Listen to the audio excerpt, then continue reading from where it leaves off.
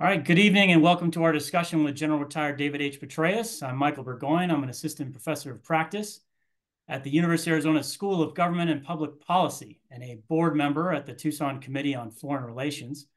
This event is being co-hosted by the University of Arizona's International Security Studies program, which is an online master's program that provides a tailored approach to allow students to take the next step in their careers or enter the security field. For more information about ISS, there's a link in the chat. I want to recognize Dr. Paulette Kurzer, the program director, is attending this evening. The mission of the Tucson Committee on Foreign Relations is to promote understanding within the Tucson community of foreign policy and international relations issues, and to provide a nonpartisan forum for the discussion of those issues. TCFR brings several world-class speakers to Tucson every year. If you're interested in becoming a member of TCFR, the link to the website, tcfr.org, is in the chat. Thanks also to Dr. Christine Wells, the TCFR president, for her attendance. And I'm not going to waste much time introducing General Petraeus because he doesn't really need an introduction. I will note that he has 6 general officer commands, including command in Iraq during the surge, command of U.S. Central Command, and command of coalition forces in Afghanistan. He served as Director of Central Intelligence Agency, and he is currently a partner at KKR and chairman of the KKR Global Institute. Some may not know that General Petraeus also holds a PhD from Princeton. And importantly for our conversation, he co-authored Conflict, The Evolution of Warfare from 1945 to Ukraine, with the historian Andrew Roberts. I really enjoyed the book, and I especially recommend it to anyone looking at warfare and national security issues. There's also a link to the book in the chat. Sir, General Petraeus, thank you so much for being with us here tonight. Great to be with you, Mike, and thanks again for your own 24 or 25 years in uniform, especially the ones that were spent downrange in the wars of the post 9/11 period. Thank you, sir. And I think we'll just get it started here. I think the format here will just be working through some question and answer. I've got some questions queued up from some folks from International Security Studies and from TCFR, and then we'll also maybe get to a few from the chat. But we've got lots to talk about. So I think what I'd really like to start with is strategic leadership, which is a thread that runs throughout your book.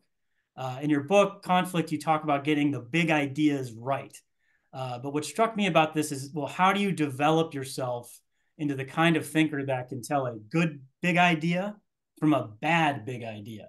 And this is very important for our international security studies students who are looking to move up to that policy strategic level. So is it education? Is it experience? Or do you need to be born with it? I mean, how do you develop or develop these type of skills where you can see these things? Well, I think it's all of the above. It's, some God-given talents. It's the schooling that you are able to receive. It's the experience that you get. It's watching others. It's reading. It's marinating in the information about the location in which you're going to carry out an endeavor, say a conflict or what have you. But let me actually touch a bit on this whole idea of strategic leadership, because although all leaders perform the 4 tasks I'm going to describe, the strategic leader is the one who has to make the fundamental decisions about the big ideas, about the strategy. And that is the task of the strategic leader, the first task and the most important task. You've got to really understand the context in which you're operating. If it's a conflict, you have to understand your forces, the enemy forces. You have to understand the human terrain in the area of conflict. You have to understand the physical terrain, all aspects of the social segments, the ethnic groups, the sectarian groupings, the political parties, the other elements of society. All of this, you've got to understand every bit of it. You have to understand the neighborhood. And then you've got to make, again, fundamental decisions about the strategy that you're going to pursue. You do that, usually it's iterative, it's inclusive, you want to get as many folks inside the tent as you possibly can when you do it. But at the end of the day, the strategic leader uniquely has to make the fundamental decision on strategy. And then everyone else in that organization, although they're performing the 4 tasks at their level, they're doing it within the intent, the decision of the strategic leader when it comes to the overall strategy. Second, the strategic leader has to communicate the big ideas effectively through the breadth and depth of the organization. he or she is leading, and to everyone else who has a stake in the outcome of that endeavor or conflict. In this case, there are an awful lot of stakeholders in that, not just the ones in the White House and number 10 Downing Street and the Pentagon, but America's mothers and fathers, our coalition partners, the host nation leadership and counterparts, and so forth. You then have to oversee the implementation of the big ideas. That's the third task of a strategic leader. This is what we really normally think of as leadership. This is the example the leader provides, the energy, the inspiration. It's hiring the best and brightest and hanging on to them as long as you can. It's allowing those not measuring up to move on to something else. It's the organizational architecture that you design. No one of these is all the same. Every situation is unique and requires elements that may not be required in other situations. And it's constantly evolving. And then it's the actual preparation of the leaders, of the units. It's getting the metrics right. And that's crucial because, again, having made the decision about the big ideas, the strategy, now this tells you whether that strategy is actually working or is not. And then it's also the battle rhythm. It's the schedule, the meetings. You drive as a strategic leader, as the commander of the surge in Iraq. I drove that campaign plan's execution by all the activities that we undertook. Every day there were certain of these. 7:30 in the morning was the battlefield update and analysis till 8:30. Then there were smaller groups after that. And then depending on the day, twice a week would get into an armored vehicle or a helicopter or a plane and would go out and actually go on patrol with a unit outside the wire, understanding what it is that they're dealing with, meeting with the host nation partners, talking to the people in the markets and the streets and all the rest of that, and then gathering together the company commanders when you get back, the captains with no one else in the room, and ask them, okay, what is something that we have to sustain? We need to keep doing this. And what is something that we have to improve that is particularly frustrating for you? And then I'd give them my email address so that if they had something after that, they knew how to get hold of me. So again, that component. And then on that battle rhythm, you also have events that enable you to carry out the fourth task of a strategic leader, which is to determine how you need to refine the big ideas, how to make changes to the strategy as the situation evolves, as you do achieve successes or experience setbacks, whatever. And so we'd have a monthly gathering with the colonels that were the heads of all of the different lessons learned teams on the battlefield that you remember well, the Army Center for Lessons Learned, the Marine Corps, the Special Operations, the Asymmetric Warfare Group, the Counterinsurgency Center. And there was a process by which they would ultimately spend an hour a month with them. Every week, I spent an hour with the strategic planners who were nudging me along and saying, if you want to be here in 6 months, you got to make the decision at your level now so that it can go down through the chain of command to all the units and begin execution in time to get us where we want to go. So again, that's the process. And as you make changes to the big ideas, you then communicate them, you oversee their implementation, you determine how you need further refinements, and you just keep doing it again and again and again. And in the book, as you'll recall, in the introduction, we actually lay out this model. I developed this model when I was between the 3- and 4-star tours in Iraq, having already had a 2-star tour there during the invasion in the first year as a commander of the Great 101st Airborne Division. And during that year, we also did the counterinsurgency field manual. You may recall, overhauled all aspects of training preparation for our forces, and overhauled the mission rehearsal exercise out in the Mojave Desert, et cetera, et cetera. But personally, I sat down and sketched out this particular intellectual construct for the exercise of strategic leadership because I knew I was going to be going back to command the multinational force in Iraq. I didn't know I was going to go back quite so early as we did with the surge.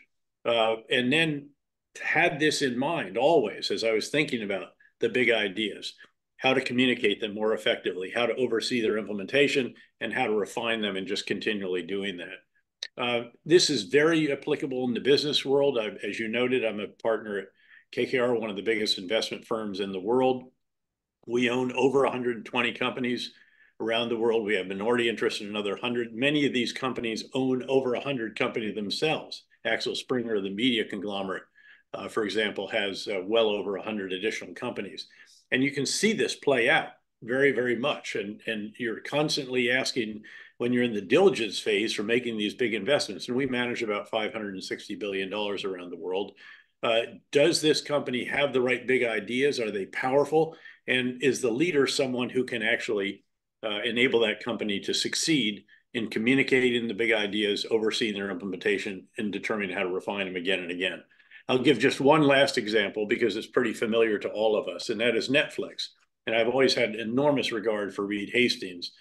He really is one of the great strategic leaders of our time, right up there with Jack Ma of Alibaba, with Jeff Bezos of Amazon, and others who have seen a company from a very small beginning and led it as it scaled into something really extraordinary.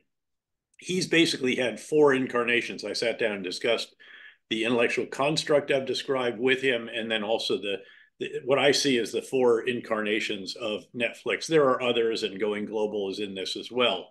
But the very first one was quite simple. Reed Hastings said, you know what? We can put movies in the hands of customers without brick and mortar, and therefore we can do it cheaper than Blockbuster. And so that was the first big idea. They communicated far and wide, oversee the implementation, get down here a couple of years later, they say, how are we doing? Well, Blockbuster is going out of business, but others are coming into our business, competition. By the way, there's one Blockbuster left in the lower 48, as I understand it. It's in Bend, Oregon, which is a famously, wonderfully contrarian place that refuses to let its Blockbuster die. And now it exists, among many other reasons, as a tourist attraction for those of my generation who can take our grandkids out there and show them what we used to do on a Friday night. Second big idea, the second incarnation was Reed Hastings recognizes that broadband speeds or download speeds had really leaped very considerably. And so that meant that he could now have customers download movies. So that was the new big idea. They worked through that. The third big idea was the breakout one. This is where he decided we're going to make our own content, $100 million on House of Cards alone, many of the other iconic series that we all know and have loved over the years, especially during the early months of the pandemic. And then the fourth big idea is he decides we're going to make major motion pictures. We're going to go head to head with the major studios. And he went out and bought not one, but two actual studios and did so well. How's this for a metric? That they got more Academy Award nominations, I think it was 3 years ago, than any other major motion picture studio. So really an extraordinary development over the years. I did sit with him one time and I said, you know, that movie in which Brad Pitt played General Stan McChrystal, my very close combat friend for decades, had probably 5 years in combat together when he was commanding Special Operations Forces and then later the commander in Afghanistan. I said, you know, Brad Pitt just didn't get Stan McChrystal. Stan doesn't march around like a little wooden soldier and salute stiffly all the time and have no sense of humor. And I said, beyond that, I just could not believe that Brad Pitt did not hold out to play me in that movie. Anyway, if the audience was here, we'd have some audience engagement right now. So that's the idea. Let me just point out that in the book, as we lay out, there are a number of cases where the strategic leaders did not get the big ideas right. The French failed both in Indochina. Dien Bien Phu was a terrible big idea. They create this big base. They can't get the guerrillas to come to the communists to fight them actually out in the jungle. So they create a huge base out at the edge of their air cover. It's in a bowl surrounded by mountains. They said they'll never get artillery up in the mountains. And lo and behold, they did. And they ultimately ended up surrendering. And that was the end of the French role in Indochina. And then in Algeria, they failed as well.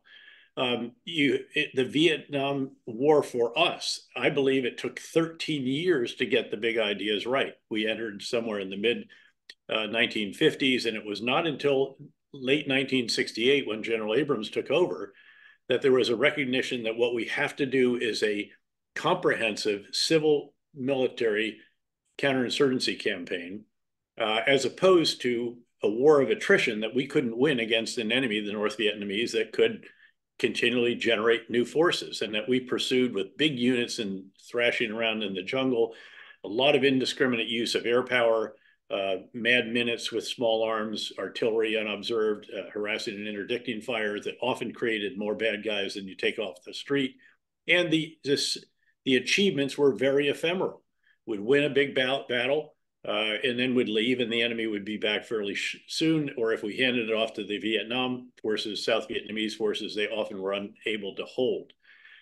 So instead of focusing on the population security as we should have done from the get-go, and as the Marines did do with their approach to the war, again, we were carrying out this big war. And it wasn't until late 1968 we finally got the big ideas right. And by then, of course, public opinion in the US was already turning against the war. The draft was extremely unpopular. And it was ultimately clear that this war was just not sustainable. And we had to negotiate our way out of that. And We sir, had, you wrote your dissertation on the Vietnam War. I So did, yeah, yeah. And how what was valuable or fun, how important was that to your later decision making, your later evolution into a strategic leader? well, it was very helpful. I mean, a lesson for the students, by the way, if you're going to put a lot of research and effort into something, make it something that will provide intellectual capital on which you can draw later on in your life if you rise to the level that you might aspire to do.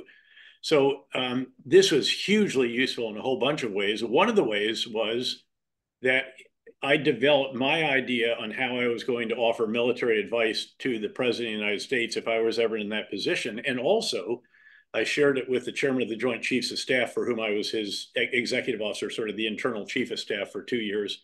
Also, I was the aide to the chief of staff of the Army, but it's the chairman who really is, of course, the principal military advisor to the president and the National Security Council.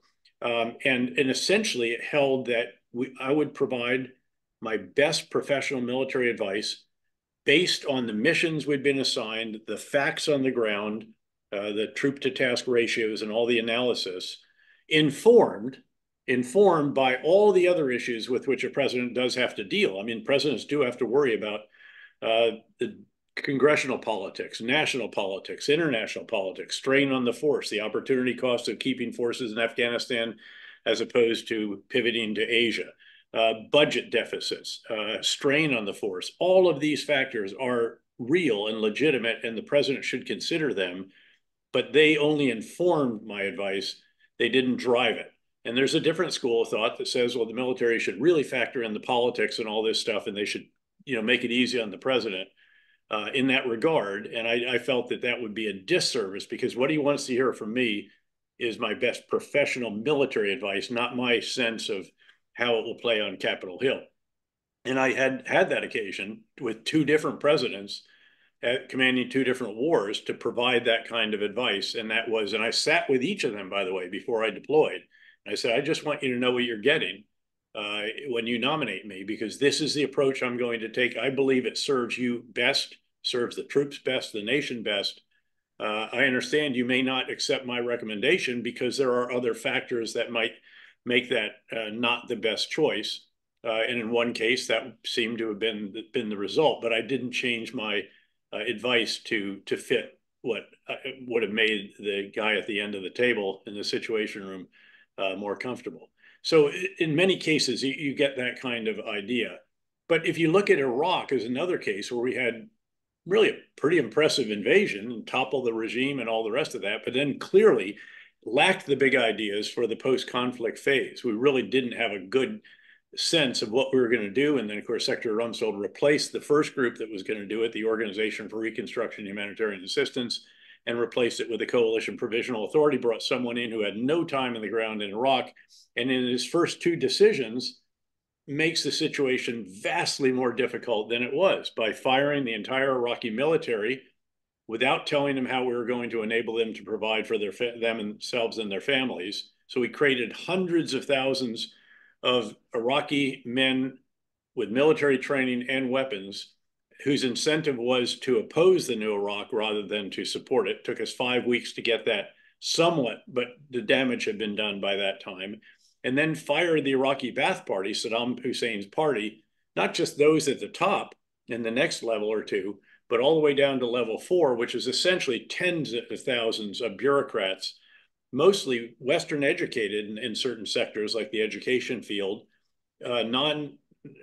largely not all that heavily religious, if you will. So they're quite secular. And the individuals who we needed to run a country that we did not sufficiently understand when we invaded it.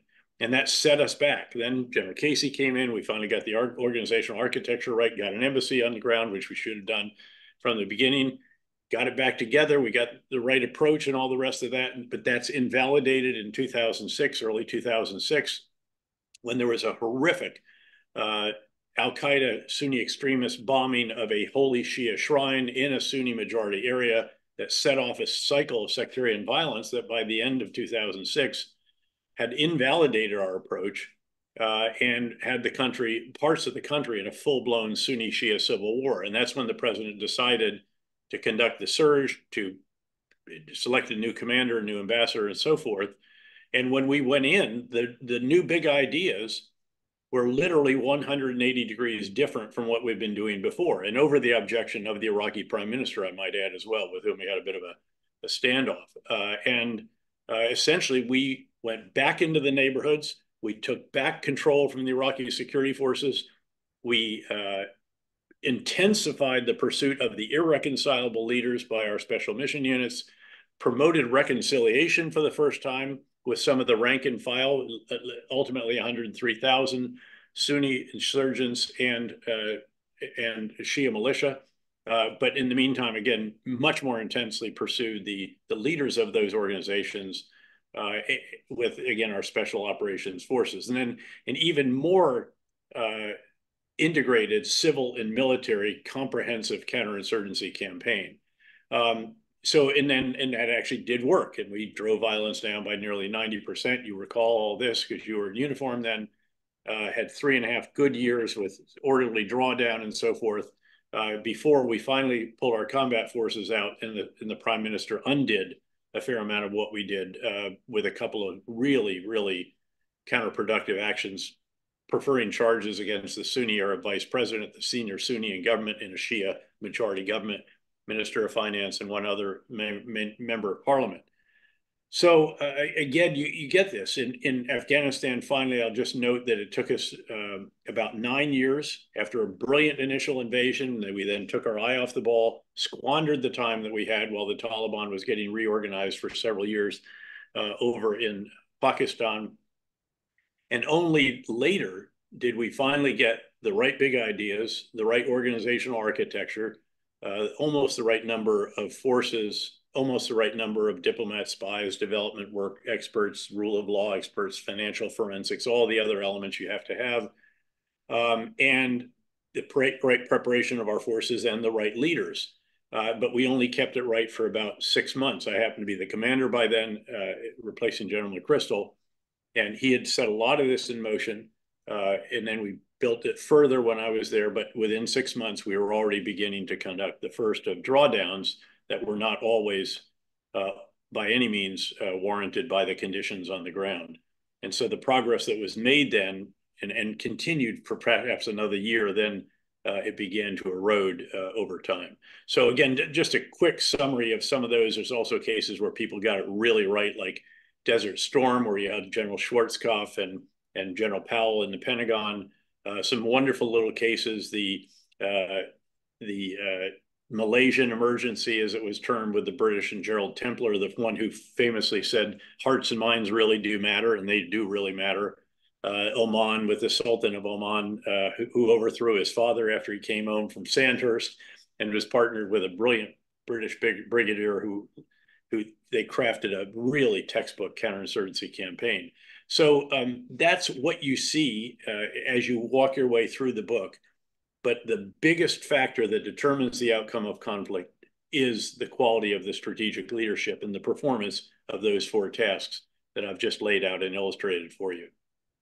Yes, sir. That's fascinating. And if people want to know more about that, the book really lays it out. The case studies are fantastic because there's lots of these kind of little known case studies that are just really interesting. And so I guess to touch on something that's a little closer to the Southwest region, because this is a TCFR question that comes up all the time, is like, why does this matter to us? And I think a lot of folks, or why do all these global conflicts and all these things that are happening matter to us? A lot of folks probably don't know that in 2014, you led a CFR study on North American integration, where you talk about creating a continental base for U.S. global policy. And I wonder, as far as that big idea goes, Do you still think that that's true? I mean, we've had significant political challenges in the United States and in Mexico.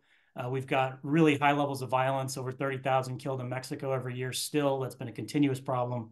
And we're getting over 100,000 overdose deaths in the United States every year. So is this idea of North American integration still valuable? Do you still see that as something as the Oh, very strategic much so. I direction mean, we it's can the do? biggest economic bloc in the world. It is an integrated economy. I agree fully with your assessment of the challenges, and I'll go into that in some detail, and also why I was quite optimistic at the time that the former World Bank president, Bob Zoellick, and I chaired that study for the Council on Foreign Relations. In fact, I was actually teaching a course on it at the Honors College of the City University of New York. I was a fellow up at Harvard and did a monograph on it up there. What we had was a unique period. And this came about as a result of a question that I got at a big conference in the Guildhall in London, where they said, General, what comes after the American century? And my response was not the Chinese century or the Asian century, it was the North American decades, and how long those decades, how many S's on the end of decade will be determined by how the leaders of the individual countries do, but particularly that in Mexico, where at that time you had a young, very impressive President Peña Nieto, who in his first year in office pursued 16 or 17 major constitutional reforms, each of which was designed to improve productivity of the Mexican workers. So we're talking about telecommunications reform, finance reform, education reform was a huge one. All of these, the rule of law, every aspect really of the economy and society and governance was touched by this. And then in his second year, he got the legislation through to actually operationalize, to implement these very big ideas, these new constitutional reforms. The problem was that not long after that, there were a number of crises that crept up. There was a blow up in an area called Michoacan. There were 54 student teachers that disappeared in very murky circumstances. It turned out his wife had a sweetheart deal with her house and something back to when she was a telenovela star. His finance minister had something similar, and the list went on. And I was down there a lot because I actually originated the first deal that KKR did in Mexico. It was with Pemex, 1.2 billion, I think it was. And every time the deal would blow up, I'd have to go back down. We'd have to figure out how we're going to get it back together. So my finger was on this, and I'd been down there a lot during the task force study for the Council on Foreign Relations. And unfortunately, the wheels came off that particular presidential administration.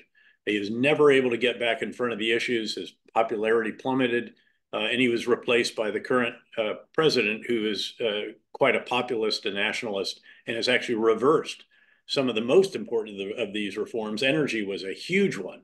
Let the market forces prevail as opposed to this statist model with Pemex and so forth, and unfortunately rolled it all back.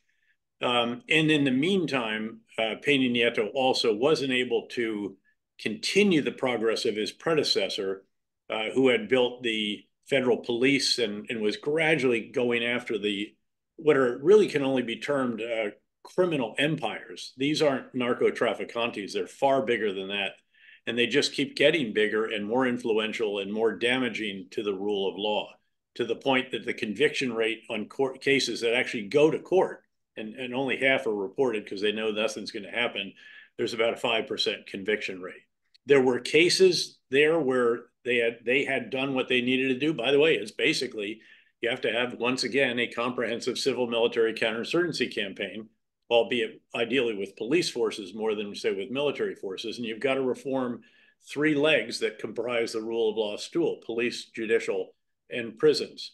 And in Monterrey, for example, the manufacturing colossus, and it is benefiting enormously from a variety of different, very significant trends in the world, among them nearshoring, friendshoring, and so forth, because they're, again, access to the US economy, the largest in the world. That has been huge, but they basically hired an entire new police force, protected their families, fixed the court system, and got the prisons working in that area. Unfortunately, it didn't even extend to the entire state, Nuevo Leon, which is what they should have done from there. And it was really done by the city fathers more than it was done, frankly, by the federal government. But that was an example of how to do it. Unfortunately, it just did not prove replicable without the full-on support of the president. And so the situation has deteriorated. The current idea of hugs, not bullets, or whatever it is, obviously is wholly inadequate.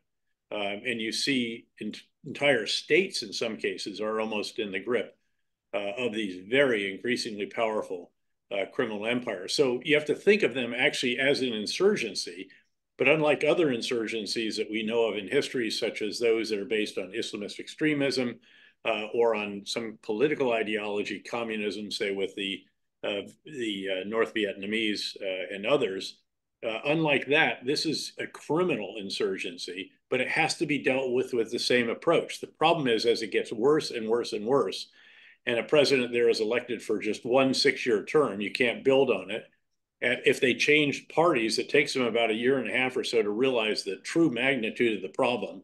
And by then you're now sort of you're well over 1/3 through your time, maybe a half. And you know that if you go after this problem, it's going to get worse before it gets better. Just as I told Congress and the president, the surge was going to get much more violent before it got more peaceful, because we're going to fight these guys. We're going to take back areas that have been taken by extremists, Sunni extremists, or Shia militias. And we've got to get the rule of law back into those. And we did that. We were successful in doing that. But this is a massive problem. And the powers of the state, for example, aren't what they are in Colombia, which successfully, of course, combated the FARC, although they have problems again there in the coca planting and production now, unfortunately, is the highest that it ever was. When I was CIA director, it was down to somewhere around 35, 40,000 hectares, I think it was. Now it's up at nearly 200,000. So you've got to stay at it. You can't let up, just as you always have to keep an eye on the remnants of these extremist groups around the world. Wow, that's fascinating, sir. I think that, and for folks in Arizona, obviously Mexico is always something that we've got to engage with. And so I have a lot of questions from a lot of different places around the world. So I figure we'll just try to make our way around the world as fast as we can, or hit as many stops as we can. The first one was, we got a question on East Asia. So TCFR member Jim Caruso, who actually served as Charge d'Affaires in Australia for a time, he asks, how should the United States respond to gray zone tactics, and how can we avoid escalation, especially with China? Well, the overarching big idea for the relationship with China is that we should have, once again, a comprehensive, integrated, whole of governments with an S on the end. So it's all of our allies and partners, certainly in the Indo-Pacific, but even more broadly than that, back to Europe and so on, policy for China. So it's not just military, it's not just deterrence in that realm. It also involves economics. It should involve trade, but unfortunately we walked away from the Trans-Pacific Partnership, which would have provided that one element that is missing. It's informational, and that's where the gray zone activity often is. And yet, I mean, how do you deal with it? Really, as he knows very well, and thanks to him for what he did during his time as a Foreign Service officer, first you have to identify it, then you have to figure out how you combat it and deal with it, and you have to answer it. It's almost, we did this in Iraq. We had basically an information campaign there that was based on, by the way, be first with the truth and dealing to the press. We're not going to spin. We're not going to put lipstick on pigs. If it's a bad day, you walk out and you say it was a horrible day, and here's what took place. Here's what we learned from it. Here's what we'll do in the future to mitigate the chances of this. But that overarching approach is what is essential. And it does also include diplomacy. It includes a whole variety of other activities that can enhance deterrence. Deterrence, of course, remember, that rests on two elements. It's the potential adversary's assessment of your capabilities on the one hand, and your willingness to employ them on the other. And as we are around the world, by the way, we have to remember that what happens in one part of the world can strengthen or undermine the potential adversary's perception of your capabilities and also of your willingness to employ them. The decision to withdraw from Afghanistan, which I publicly questioned and opposed. I believe that what we had, while it was frustrating and maddening and less than what we wanted, was sustainable in terms of the expenditure of blood and treasure, and that situation was vastly better than what would be the likely outcome if we pulled out and the Taliban took back over, which is something that you could see would happen because we're going to pull the contractors out who maintain the aircraft that are the critical component of the entire defense strategy for Afghanistan, which is basically to have sort of modestly trained police and soldiers out protecting the major population centers and infrastructure, and a very well-trained, well-equipped, and experienced commando force of 35,000 who then go out and reinforce when they get hit out in the periphery. But once those helicopters' readiness degrades, as it would when the contractors pull out with us, you knew what was going to happen. And I predicted it, frankly. I said that I feared that the catastrophic collapse of the Afghan security forces on Fox, in fact, and that is exactly what happened, unfortunately. And I know you appreciate those dynamics, having been the second to last attaché in Kabul. So again, the red line in Syria that turned out not to be a red line, that undermined deterrence in the Indo-PACOM area. Again, the decision to withdraw from Afghanistan and then the way it was conducted, it certainly didn't strengthen deterrence, and it probably was one element that Vladimir Putin factored in when he's trying to think, will the U.S. do anything this time if we do a full-on invasion of Ukraine? We did in the end, actually, quite robust response. Some decisions took far too long, but again, by and large, it's been very robust. And I was just there last week, by the way, if you want to get into Ukraine. But you've got to have this in mind as you are thinking about deterrence. By the way, if we can't provide further security assistance to a country that's fighting a common enemy of NATO, that will undermine deterrence like nothing else, because it will show the inability of Congress to do something that is very much in the cold, hard national interest of the United States, of our NATO allies and partners, and of the Western world, to ensure that a brutal, unprovoked invasion ordered by an individual who is a very murderous leader of a country that's founded on these historical grievances and so forth, that cannot be allowed to succeed. And if it does, it will undermine deterrence very, very substantially in the rest of the world.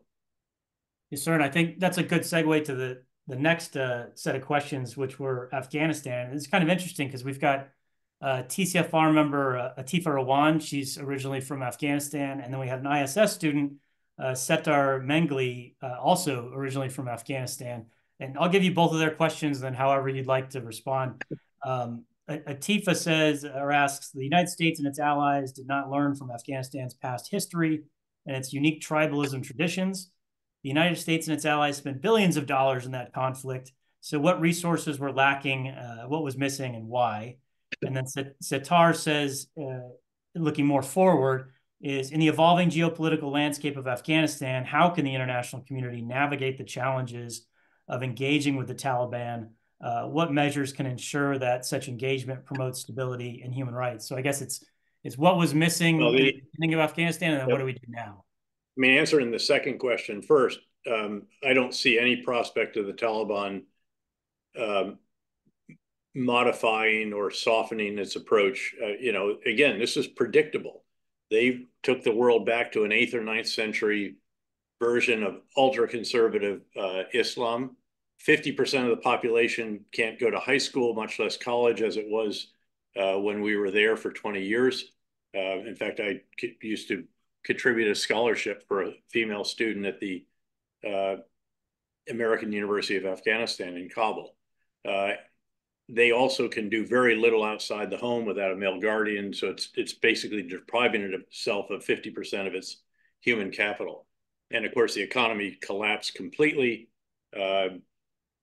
The state of affairs there is that many, if not half or so, are in real food desperation.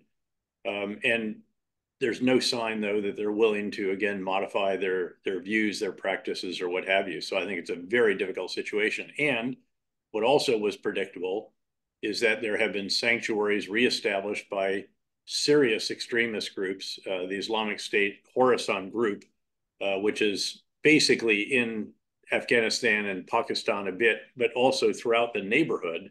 Khorasan actually means more than just Afghanistan. It's into Central Asia and even to a degree Iran, and, as well as Afghanistan and Pakistan. And of course, that was the group that carried out the horrific attack in Moscow that we apparently had warning of, did give warnings to American citizens and shared it with the intelligence service of Russia, and they were not able to prevent it. So that's a real warning to the rest of the world. Remember when the Islamic State in Iraq and Syria established the first ever Islamist extremist caliphate in modern history, which was in northern Iraq and northeastern Syria, that they were also able to inspire, direct to a degree, and encourage attacks in countries like Paris and Belgium, or France and Belgium. And these were quite serious attacks, and a number of others were nipped in the bud and prevented. So once again, you have from Afghanistan, not the capability, certainly I don't think that Al-Qaeda had when it planned the 9/11 attacks in their sanctuary under the Taliban in eastern Afghanistan, but certainly it does reach farther than just the local neighborhood there. As to the first one, what was missing? Well, what was missing was, just as the student said, an adequate understanding of Afghanistan and the dynamics and the right big ideas, therefore.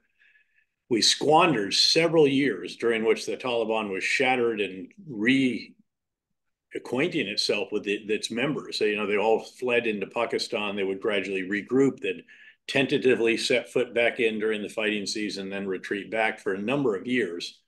But it was evident to me as early as late 2005, when I was coming home from my second 15 and a half month tour in Iraq, establishing the train and equip mission. And I was asked by Secretary Rumsfeld to come home through Afghanistan, do an assessment of the mission there.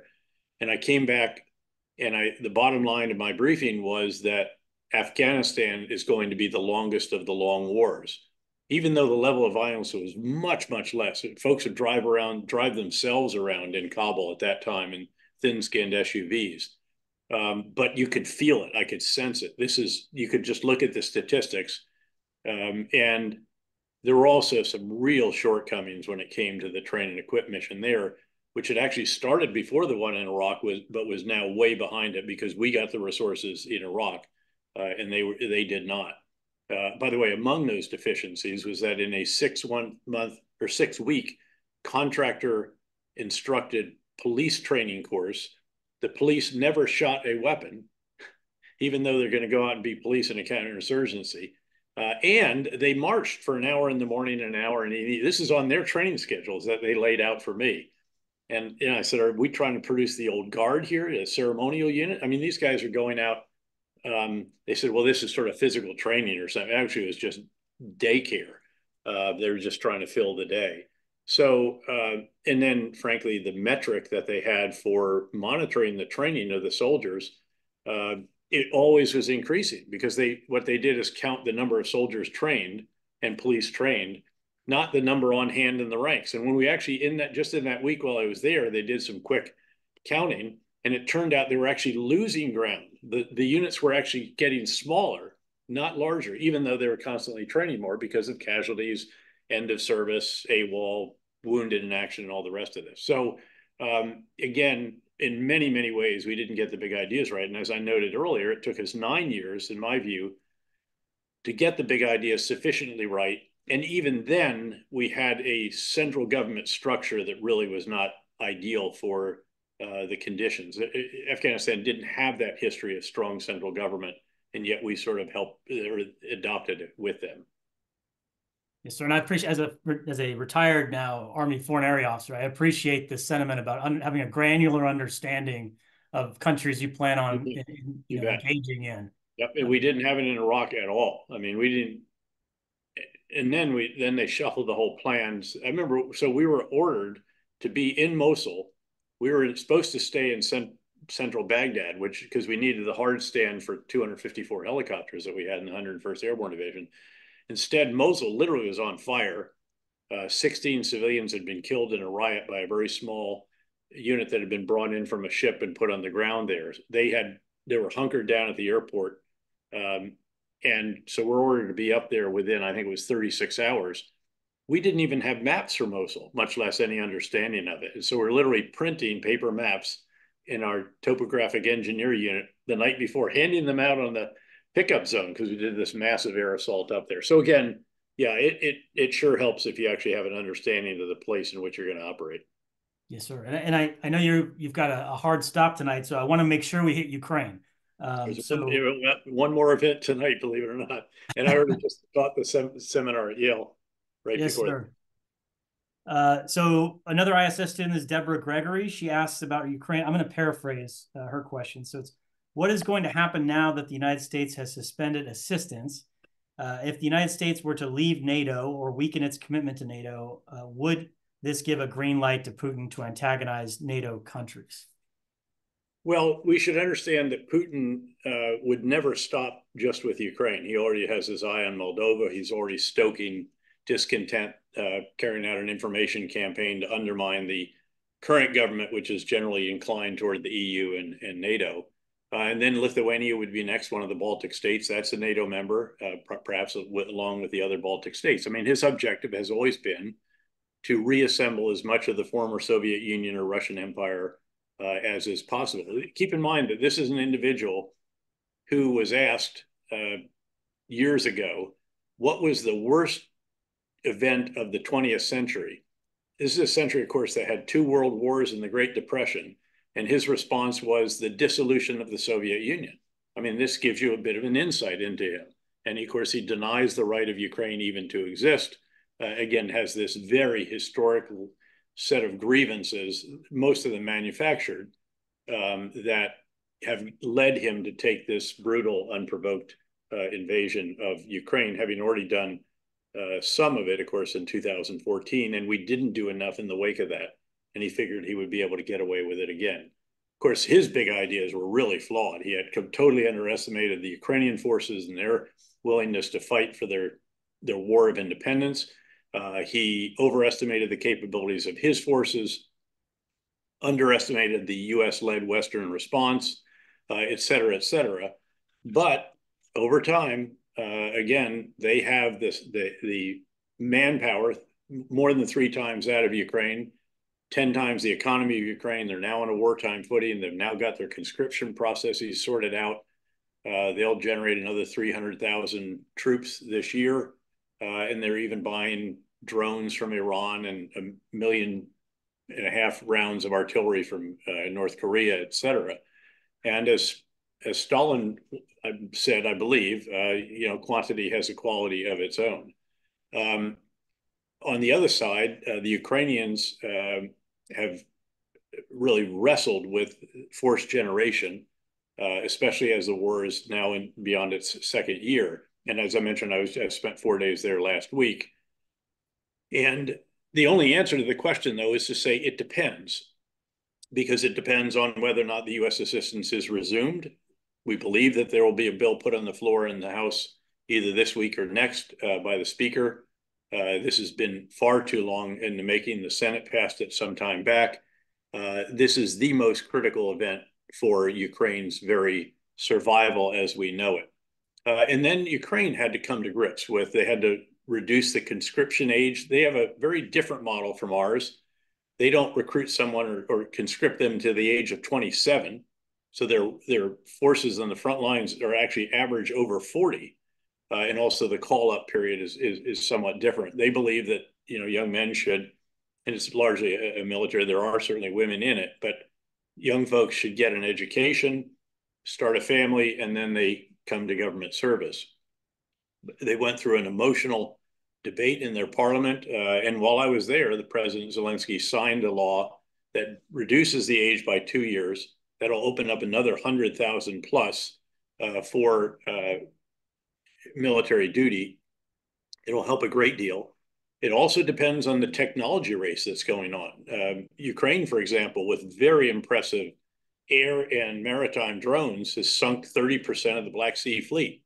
And Russia can't replace those vessels because of something called the Montreux Convention, which does not allow warships to transit the Bosphorus, which is controlled by Turkey, who enforces it, and they are, in a time of war.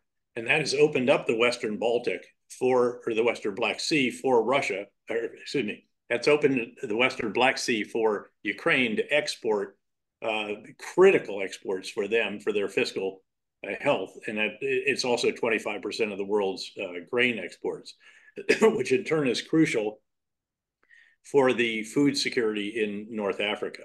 So there have been successes for Ukraine, but the counteroffensive last year didn't achieve what we'd all hoped it would achieve. The Russian defenses proved to be much more formidable, multiple layers, miles deep minefields, drones on top of them, and they didn't have air superiority, which we say is required for such an operation to keep those eyes off them. They didn't even have air parity. In fact, air on both sides generally are back behind the front lines pretty far because of the lethality of the different air defense systems that are on the battlefield. So Ukraine's in a very tough position. The Russians have also made real progress with electronic warfare, which creates problems for the Ukrainian drones. They have learned how to launch what's called glide bombs as much as 70 kilometers behind the lines, and then they glide the rest of the way. They're very large munitions, and they're just pounding. The Russian way of war in Ukraine is basically when you run into the enemy, you just destroy everything there. And with massive quantities of artillery, these glide bombs, other munitions, and so forth, and you just keep at it until the enemy has to grudgingly give up some ground and move back. It's very incremental gains, but they have the initiative on the battlefield right now. And again, the weight of their population size relative to Ukraine and economy size relative to Ukraine is quite considerable, especially if you don't have the U.S. assistance. By the way, the Europeans have stepped up. The EU, right before the recent Munich Security Conference, committed 50 billion euros. Many of the individual European countries have significantly increased their defense spending. Germany, now the number three economy in the world, having surpassed Japan, went from 1.5 to 2% of GDP on defense. That's the NATO goal.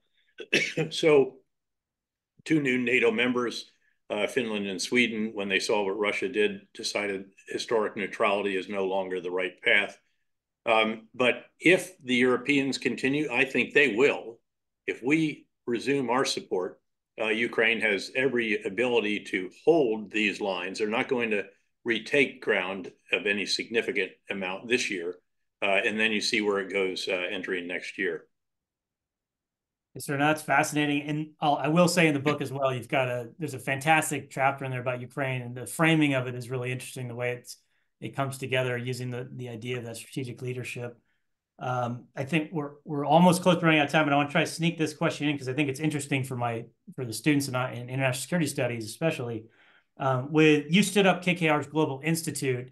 I don't know if you could briefly explain, how the Global Institute, and also kind of in general how global business development, risk assessment works, and like if you're a student working on your master's degree in international security studies, what does it look like to get into that field of private, risk management? Well, it's very intellectually stimulating. It's not unlike being the director of the CIA, but instead of briefing the National Security Council and the president and the national security team, you're briefing the co-CEOs we have here and the investment committees for these different areas in which we invest. So, and it has become much, much more important over the years that I've been at KKR. We have three major tasks. The first is when we're considering investing in a company, if it has any geopolitical risk at all, that includes governance, it includes security, a whole variety of different factors. And then we integrate the macroeconomic and environmental social governance issues analysis as well, alongside the deal team, which is looking at the financial aspects of a deal. What are the opportunities here? What would it look like if we become the strategic partner of the owner?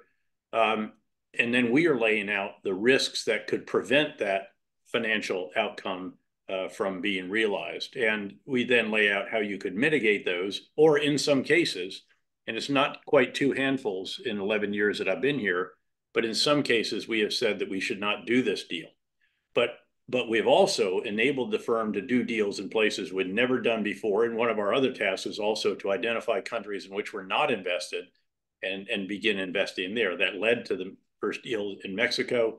We've done a number since then. But again, we have a very, very careful eye on Mexico. There's a lot of challenges there, and they've gotten greater over the recent years. First deals in Colombia, Peru, and Chile. First deals in the former Yugoslavia. First deal in Africa, Ethiopia. We had a good outcome, but we got out before the Civil War started. First deal in Philippines, we were insistent we needed to be in there, some Southeast Asian countries, et cetera. So again, first task is diligence during the process of examining an investment. Second is once we own the company or have a minority investment, they run into problems. We can often help them solve them. We know the people. If you commanded a coalition of 60 countries or whatever, those leaders will still open their door to you. We work hard to maintain those relationships. I travel typically to about 25 different countries a year, many of them more than once. And so that's task number two. We also, on strategic leadership, by the way, and there are various seminars and things that we do for some of the smaller companies that are growing and grappling with some of these issues.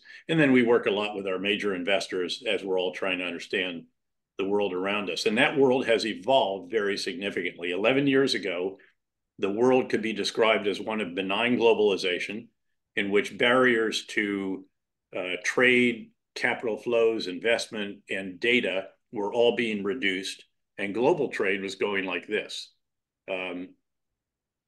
11 years later, we're in an era of renewed great power rivalries. Now economics doesn't drive geopolitics. Geopolitics drives economics. Those barriers that I talked about have all been going up. Globalization isn't going like this. It's globalization now. And you see many more challenges. There's also regionalization within the globalization, some of that into our North American continent because of a variety of different themes around which we do investments. So that's what we do. It's very, very intellectually stimulating. You've got to work hard at it to stay very, very fresh and current and with the information, and also, frankly, with the relationships that can be all important out there when you run into trouble. I commend it to anybody, but it sure helps if you had 37 years in uniform and then served as director of the CIA and taught international relations and economics a few times over the years and had a few other tasks. Yes, sir. Well, sir, I think we're basically out of time here. I want to thank you. Great to be with you, Mike. I'd like to share with this audience. Really good to be with you. Thanks, yes, everybody. Sir. Thank you so much, sir. Yep. And good luck with your new endeavors. Thank you. And thank you, everyone, for attending.